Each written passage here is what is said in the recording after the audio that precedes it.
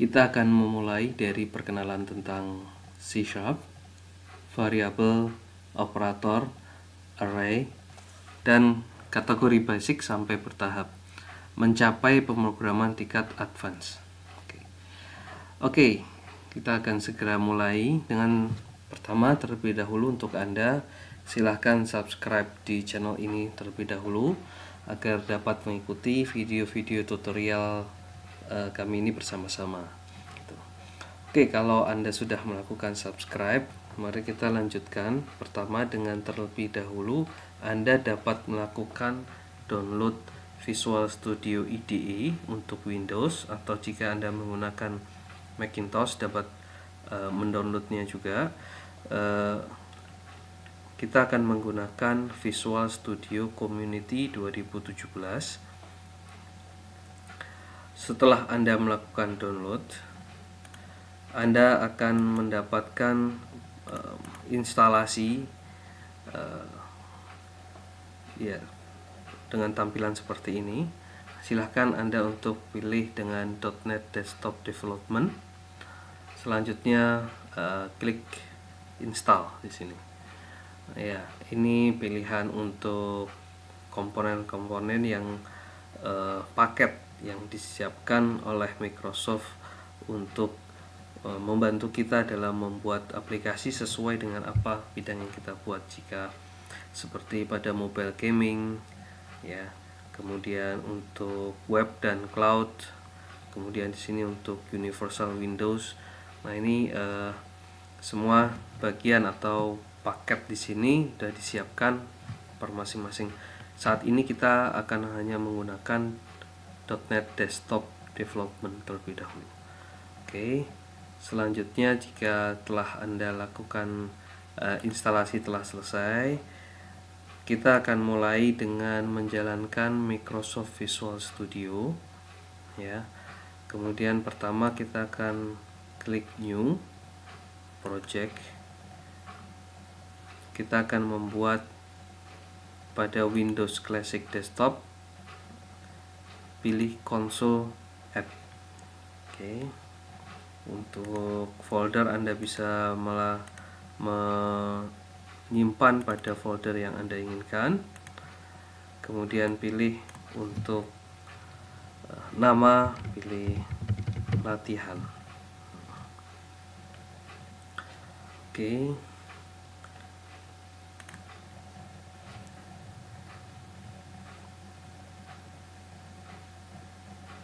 Oke, sebelum dimulai, saya akan menceritakan terlebih dahulu kenapa apa itu C dan kenapa kita menggunakan C# ini.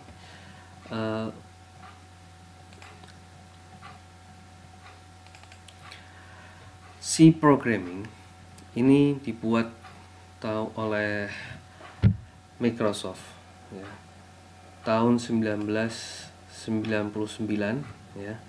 Pembuat yang di Microsoft ini adalah atau personnya adalah Anders Hejlsberg, ya.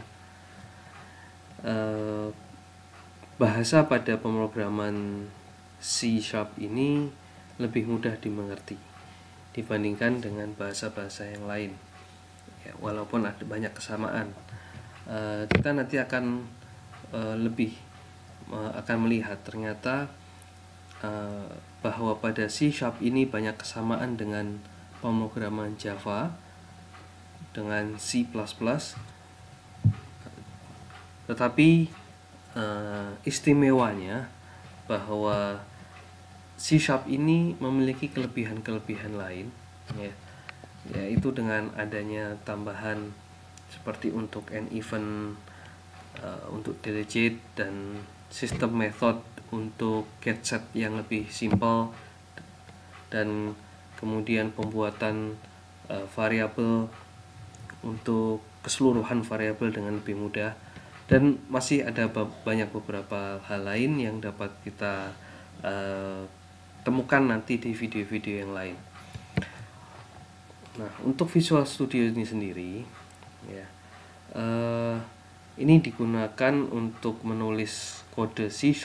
Ya, kita akan menulis kodenya ini dengan Visual Studio ini, kita akan melihat di sebelah kanan terdapat file ya. Ini adalah folder yang berisi untuk program C# ya. Ini kalau kita klik ya, maka akan berisi main. Nah, main ini adalah awal pertama kali C# dijalankan atau di-compile pertama kali. Seperti itu. Nah, ini adalah IDE atau Integrated Development Environment, lingkungan pengembangan yang terintegrasi. Ya, dapat integrasi dengan sistem kelas-kelas atau dengan database, dan kita bisa mengembangkan dengan file-file yang lainnya, mengintegrasikan dengan file yang lain. Juga ini kemudahan yang lain adalah bantuan untuk debugging ya. Apabila kita dalam menulis kode ada error, maka akan dipermudah dengan sistem debugging. Oke, selanjutnya untuk C# ini menggunakan .NET Framework ya, yang dijalankan, sehingga dengan C# ini kita dapat membuat Windows application, web service untuk mobile application termasuk Android dan iOS, kemudian untuk client server application dan masih banyak. Ini sangat luas sekali jangkauannya dalam C# ini. Maka kita perlu tahu bagaimana cara memahami C# yang sebetulnya cukup simpel, cuma kita perlu berlatih. Kemudian untuk C# ini berjalan di atas .NET Framework ya. Ia menggunakan runtime-nya adalah namanya CLR. Di CLR ini adalah Command Language Runtime milik Microsoft. CLR ini adalah fondasinya dari .NET Framework ya. Dia yang akan menangani untuk eksekusi dari sebuah aplikasi, dari sebuah kode, kemudian memberikan service seperti manajemen memori, kemudian akurasi dari sebuah kodenya, kemudian dan banyak aspek lainnya. Dan di dalam .NET Framework itu sendiri terdapat koleksi atau class library untuk kelas-kelas ya, kumpulan dari banyak kelas, interface dan programming task ya, seperti data collection, file access, dan masih banyak hal lain yang dalam sistem class library yang dapat dipakai dalam pembuatan program. Kemudian ini sepertinya kompleks, tetapi kalau kita akan menjalaninya, kita akan sedikit-sedikit akan masuk dan memahami perlahan pada bagian C# ini, bagaimana cara mempelajari agar lebih mudah dimengerti bagi kita semuanya. Oke, kita akan memulai pertama kali dengan menuliskan program ya. Pertama, kita bisa membuat sebuah penulisan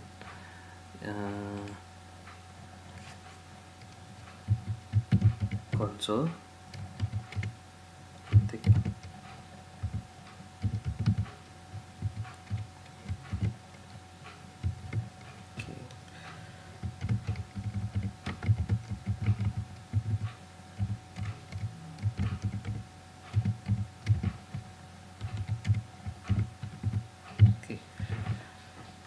kita akan memberikan suatu statement, suatu perintah.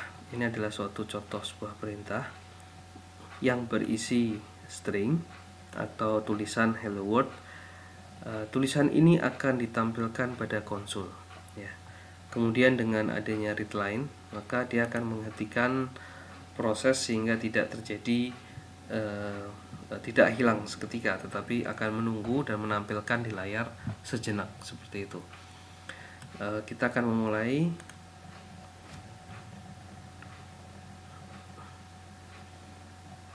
Ini adalah proses compiling.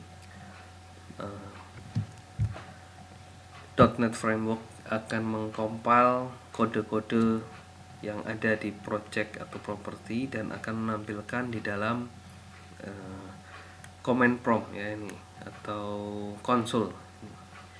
Nah, ini adalah program atau tulisan pertama kita untuk menampilkan hello world. Oke, ini adalah pertama kalinya. Kemudian ada dua hal yang perlu kita ketahui di awal ya. Ini ada readline juga. Readline ini adalah proses untuk input output ya. Jadi dia akan menerima inputan pada konsol seperti itu.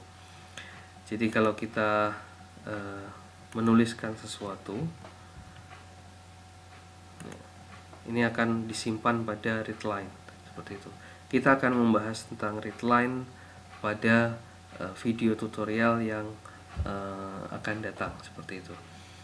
Oke, sampai di sini kita perkenalan dengan C# di awal.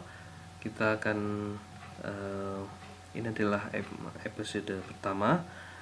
Kemudian kita akan menuju ke variabel di video tutorial yang selanjutnya. Oke, terima kasih dan sampai jumpa.